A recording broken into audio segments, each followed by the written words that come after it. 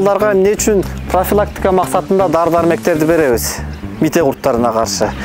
Бул мисалы малдар тышынан соо көрүнгөнү менен ичинде мите курттар жашырын сакталып турат. Аларга мите курттардан профилактика максатына дары-дармектерди бербесек, бул эмнеге алып келет? Малдардын өсүүсү начарлайт, салмак алуусу начарлайт.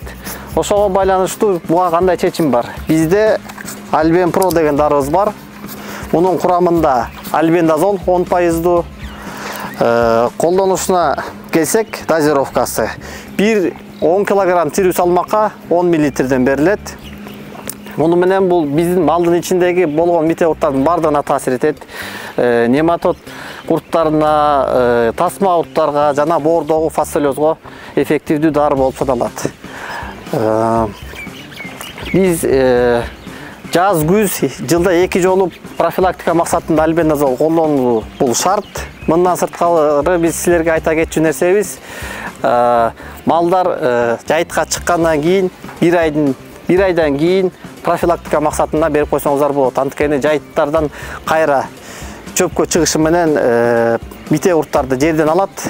Анан бул да болсо жаш малдын өсүүсүн токтотот жана салмак алышына залаккасы тиет да. Бул дарыны профилактика максатында колдонобуз жана леченияда өтө эффективдүү дары. Өтө айта кетчү нерсебиз, бул боор куртка да өтө эффективдүү болуп саналат. Боор куртка 10 кг салмакка айта кеттик, ошо 10 кг тирүү салмакка 1 мл берилет. Сиздер Alben Pro'ну биздин Байдыхан компаниясынын агромаркеттерден ала аласыздар. Жана малыңыздар соо болсо кирешеңиздер да артат.